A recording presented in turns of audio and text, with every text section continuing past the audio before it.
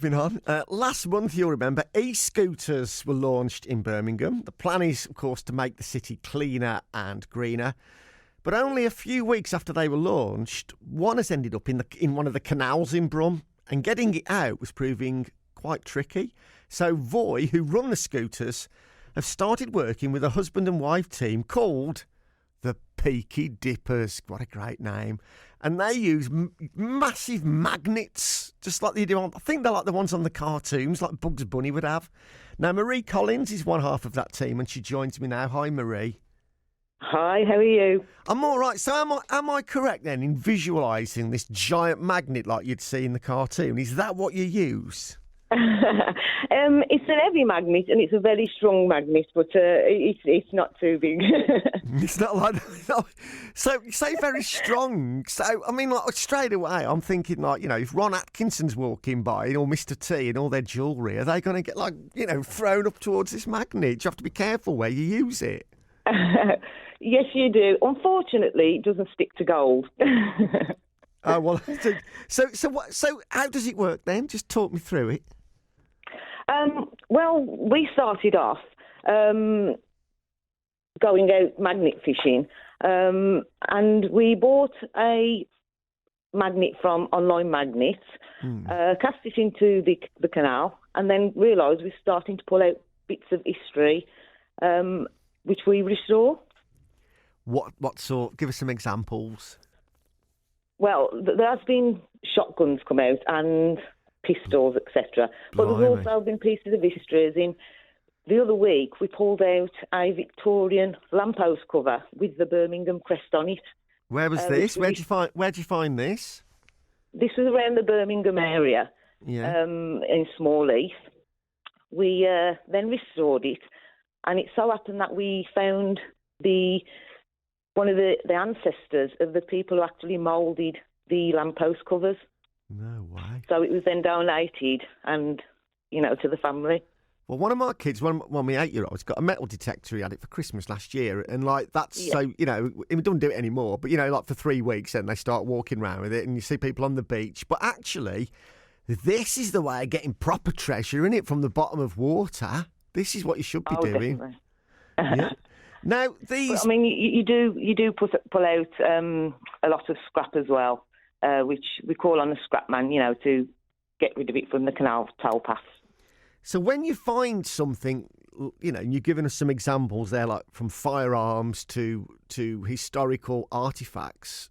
Yeah. What's the deal like legally? Are they yours, or do you have to hand them in, or what happens? Obviously, with the shotguns or pistols or anything like that, they do have to be handed in, obviously, to the police. There has been instances round Birmingham area of grenades being pulled out, which we pulled out ourselves. And we do have to call the police out then. And the unfortunate thing with that is, obviously, they shut the roads down till the bomb disposal comes out and, disarms it. But for the rest of it, is it finders keepers, a little bit like that, is it? Yeah. I mean, as I say, pieces of history. You're fine to keep those. And at the end of the day, it's restoring things that have been thrown out in the Victorian times, bringing them back to life, even if it's restoring them. I know lots of people are restoring them and, placing them in the garden, etc. So, yeah, it's lovely to see history being brought back to life. Big time, yeah. And I'm just visualising when you were talking about, hand grenades. So, God, I can imagine what was your reaction when, we've got something, it's a grenade. What do you do? I was shaking a little. I bet. But obviously, you step away from it. We put it in a bucket of water because, you have to obviously be careful that it doesn't dry out, and that kind of causes a reaction. So it's placed in a bucket of water. You walk well away from it, and then obviously make the relevant phone calls. Walk? I think I'd have broke the 100 metres record. Never mind walk away from it. So tell me about these scooters then, because the eco scooters that were launched in Birmingham, I think it was the 10th of September. And so, now they've got GPS, so they know exactly where they've been dumped. So how do you go about getting something like one of those out the bottom of the canal? I mean, it was a joint effort. We go out with a couple of other groups, Johnson's Adventures and Dudley Dippers, and they are heavy. Believe me, they are heavy. But we pulled one out the weekend just gone, and luckily they've got a GPS tracking system on them. So we downloaded the app, got in touch with Voi. They was out within 15 minutes to collect the scooter. And that's when they asked us, could we use you to, because they've got, I think there was about 200 originally that, you know, was launched in Birmingham. But there's about 40 of them that are missing. Now, they've got the locations, and quite a few of them, a location round the city centre canals.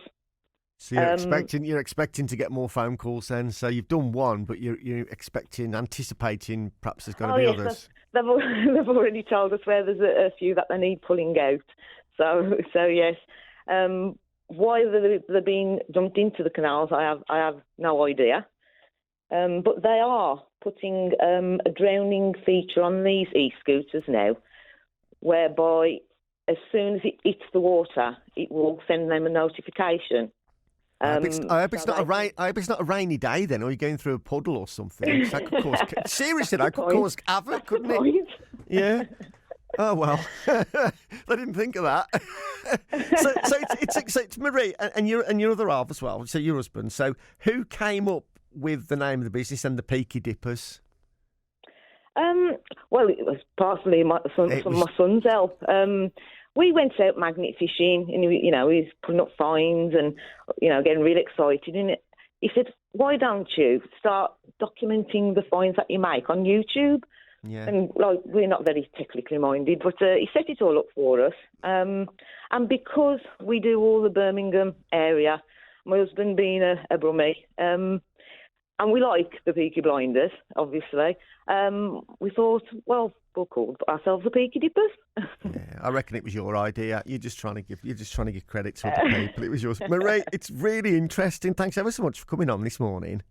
No problem at all. Take care. That's Marie Collins, one half of the Peaky Dippers. She's got to write a book at some point, isn't she, about that? 9:44.